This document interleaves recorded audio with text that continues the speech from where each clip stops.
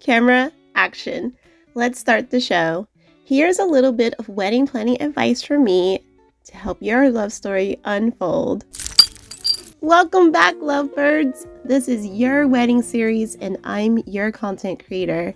As you guys know, I've gone to lots of weddings and that's why I'm helping you to plan your wedding the right way before marriage, as well as helping along with some marriage stuff as well, because I have been married for over 6 years and there's some things that I've seen in weddings and with starting a marriage that could be a little bit better, and there are some things that I feel like have gone really, really great.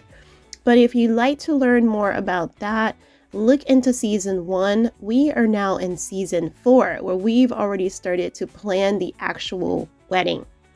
And there's a lot to do.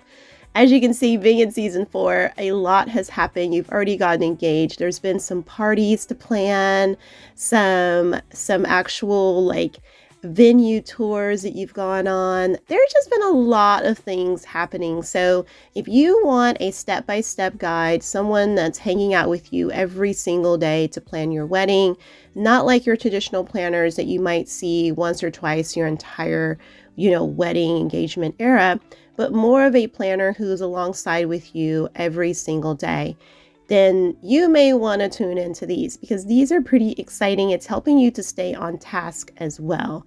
And I even talk about things that are going to help you stay organized, like your task board, your notebook, your budget binder, who's paying for everything, and stuff like that. But today we're going to dive into season 4 because most of you who've been along with me don't want to hear about all this stuff, that the intro and all that stuff. You guys have heard it all before. So let's jump into season 4, episode 6. This is going to be scheduling your tastings with potential caterers. So at this point, hopefully you've had enough time. It's been a few months to sit down together as a couple and decide, okay, we're going to do a traditional wedding cake. We are going to do this type of food, and we are going to have these type of beverages. Now, even though you've decided on those things, it would be good to taste them before giving a full deposit or giving the entire full payment. You don't want to get to your wedding and you've never tasted the food and it's like, oh no, this is not tasting too good. Or maybe it's super, super delicious and you'd like to know that ahead of time. I think it's important to know what your food tastes like, and not every single person, not every caterer out there is going to offer you a chance to taste the food ahead of time. Sometimes it's just not a part of what they do. And sometimes they're just like, well, we don't understand why you need to do that. It's food. Who knows? They may have all kinds of reasonings. But also when you're at a venue itself, they may offer all 3 of these things: food, cake, as well as beverages. So it may come as a package, and you have to talk to them to see if they will allow you to do a tasting for the food itself, the beverages, and the cake. Now, you may be deciding to do desserts and things like that, and we will talk about that as we go along with planning for the wedding. But most couples by this stage are like, you know what, we know exactly what we want to do. We need to go ahead and schedule these things out. Now, because it's food, beverage, and cake, a lot of times the same people who make your food are also going to be the same people who do your beverages. This is not always the case, but it could be, which makes things a little bit easier when it comes to scheduling, because then you get to taste the food and have the beverages at the same exact time, which is really, really great. And they may be the same people who make your appetizers, which is really, really great. Now, if you're doing a DIY wedding with a blank slate venue, then you may have family making your food, friends making your food, a local, store, bakery, caterer, things like that. So you'd have to get with them one-on-one to say, hey, when can we taste the food? Do we need to stop by your shop? or your at-home shop, or will you bring it by our home? Something like that. And so that you guys can sit and taste them. I will give some advice. If you are a couple that is going to be tasting them and you're not going to be at a venue, what are we still doing? We're still dating for marriage. So that means that you need to call your mentor couple. You need to make sure that they are there. If it's your parents that have been stepping in as your mentor couple and you've been doing your courtship with them in group dating, then that's fine. You could just, do the tastings at one of you guys' parents' houses and then go from there, okay, with the tastings. And they may have a fun time with tasting as well. Make everything into a little event if you can. Take pictures, take videos, have fun, really live in these moments. And you guys know why I like to remind you to take those photos and videos and really build up that memory book and that album, that photo album. Does everybody remember why? Because I'm your content creator. I love photos, I love videos, and I love memories. I love to make memories and I love capturing other people's memories for them, because sometimes people just they go through the motions, but they don't realize, hey, tomorrow is a new day if we get it, when nobody's promised it, right? But if we get it and then it's like that day is gone, it's past. And what memories did you make from it? I'm not saying that you have to take a photo and video of every single little detail and every single little thing, but capture a few here and there, because when you look back on your years, it's going to make you very happy that you have all these beautiful memories to share, but also to go back and reminisce on as a couple. Okay. And, it's just really fun once you have kids and you have grandkids and you get to go back and look at like how your hair looked back then and what clothes were in style during that time. That's why I tell people, try to choose timeless looks, because it's kind of funny when you choose something very, very specific. And then you go back and you're like, why was I wearing my hair like that? Or why was I wearing that jewelry? Or why was I wearing that type of dress or shoes or, accessories, whatever it might be. And so it's good if you can pick something timeless, but I know that that's not everyone's style. They want something that's a little bit more for their personality, and timeless, traditional may not be for them, so they're okay with whatever it's going to look like 10, 20 years from now. So getting back to the tastings, you want to think about caterers that are professional. It's not just about the food, it's about the professionalism. Are they going to deliver your products to you in a timely manner? And can you trust them? Can you trust them to be hygienic for themselves? Can you trust them to be hygienic with your food? These things are going to be eaten by your guest as well as yourself. And so you don't want to run into something that is just really gross. And you can tell by the people that you interview. Make sure you look at them in person. Don't just pick up the phone and call a caterer over the phone and you've never met these people. It's important that you meet them, that you meet everybody. I know that weddings is a big to-do, and a lot of times we just want to sit on the phone, call them, and get it over with. But that's just not the best way to do this, okay? Like I said, there's some things I've seen done right and some things I feel like could be done better. And this is another one of those things that I feel like could be done better. You've got to meet these people face to face and make sure that they seem, at least you've done your job to kind of see, okay, they seem like they could be pretty hygienic, they wash their hands, they wash all the way up to their elbows, because like when you're making people's food, you should be washing all the way to there. They're wearing a hairnet, they wear the food gloves, they wear a mask, these things are important. And a lot of times people have become very lazy and they aren't doing any of those things. They're not washing their hands. They're not wearing hairnets. They're not wearing food gloves. And they're certainly not wearing a mask. So if people are going to be preparing your food, and especially for yourself, you think about yourself first. Wouldn't you want the best? So then you think about your guests. You'd want the best for them too. So take the time out to choose them correctly. I think we talked about this in a much earlier episode when we were talking about vendors and how to pick the right ones.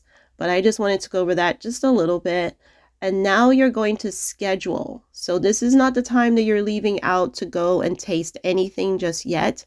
Now that you've narrowed down who these people are and you've seen them in person, you've kind of had your own little interview and, scoping out, if you will, of them and of their services. Now it's time to schedule those tastings, okay? Like I said, if food and beverage is together, it makes it so much easier because now you don't have to schedule different tastings for those. You could just schedule them all together and then schedule a time for the cake. And if you're going to be going through family and friends or local stores and bakeries and things like that, that's okay. Just make sure that you can talk to them and see if you can schedule your tastings. This is a big elephant in the room. It's a very surprising thing to most people. These days, you will have to pay for your tastings for most places, unless you're going privately with family and friends. Why is that? Because the world has become very greedy. And so there used to be a time before 2020, before the 20-teens, that you did not pay to have tastings. It was a part of what you're paying for the service. Okay. So say you paid for the service or you put your deposit down, you secured it. Well, that meant that you could have your tastings for free. It's just a tasting. You're not supposed to be getting full on plates here. Okay. It's just supposed to be a tasting, a portion of the food. And what I'm seeing a lot of times in a lot of people's tastings is that they're getting like full plates. And so I think that that's why they're charging full prices, is because these companies are like, well, we're going to give them full plates now. And so that way we can just charge them for a whole meal. And that is very expensive. Most weddings, you are being charged by the plate, and it's anywhere from like $30 to $60 to $100 per person. That's a lot of money. That is a lot of money per plate, per person. Kids too, kids included. They're not going to give you some discount for their plate. So it's going to be the same exact amount. So you have to go into this understanding that there is going to be a cost for that specific thing. That brings us to our budget binder. Who is paying for this tasting? Who is paying for these tastings after we have scheduled these and we know they're going to ask us for some money? Who is paying for that? You probably already guessed it. The parents of the bride. Yes, they are the ones who traditionally pay for the tastings, the caterer, and things like that, because this is on the wedding day itself, and they usually are the ones that are paying for this. And so you just have to make sure that they are ready, and that you guys have already had that budget talk from season 2. I believe it was episode 1, because setting the budget is so important right after you get engaged. Literally, it's like the first thing that you do is a checklist. I know most people are like, no, we need to have the engagement party. Yep, the engagement party is very important. But right up there with it is the budget. What are we going to be spending on this wedding? Okay, so you give yourself a little bit of time, but then we got to sit down as a family and think about, okay, what is that goal going to be? So this might be a big surprise to everybody that there will be a cost associated with the tastings. We are now at Be My Guest. This segment always makes me smile. You guys know that. It makes me very happy because it's a chance for me to ask you, will you be my guest? Will you be on your wedding series podcast with your content creator? That's me. We will get to talk about how it was to plan your wedding during the scheduling of the caterers. Now, was it easy to find your caterer and, your food and beverage people and everybody? Was it super simple, or was it really hard? Did you go through a venue and they already just had 3 to pick from, or did they just tell you who your caterer was going to be? Things like that. I don't really prefer that, but I know that a lot of people really want the venue, so they'll go along with whatever they tell them that they have to do and pay for and give us all your money. So, so I want to talk about it. Let me know how it went. And I feel like the audience is going to love it too, because they'll get to learn and be more educated on what it's like to schedule these tastings and what it cost and what did you have to pay for, how much was the portion you had to pay for, did you pay for a full plate, or did they say, okay, no, we're giving you a discount, it's just a portion of what the plate would be, but we're giving you a full plate of food.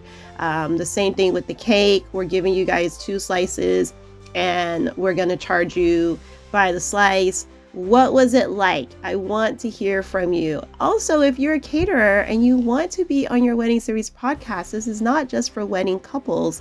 This is also for the vendors. So if you are a caterer who does cakes or desserts or food and beverage, and you'd like to talk about why you have to charge for tasting so you can educate us a little bit more, that would be fantastic too. I'm sure the audience would love that.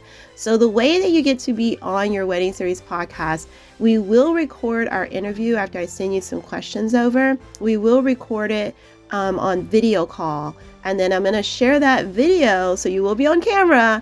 I'm going to share that video on your wedding series podcast so that the audience will get a chance to check it out and learn about your business or learn about your wedding engagement era journey if you're a couple and things like that. But the first thing you have to do is send me an email at yourcontentcreator@yahoo.com.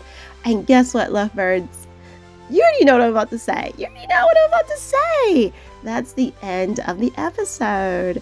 I will see you, lovebirds, in the next one. Bye, lovebirds. Lights, camera, action, baby, strike a pose. Phones and cameras out, just watch it all unfold. We're the stars of the show, ain't no need for filters. Living life through the lens, capturing our thrills. Put away your phones and cameras, let the good times roll. Our content creators got it all under control. From weddings to events, parties, travel and brands, we're living the paparazzi life. It's all in our hands.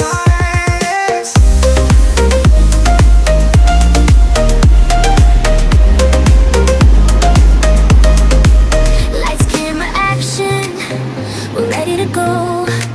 We're professionals, don't you already know?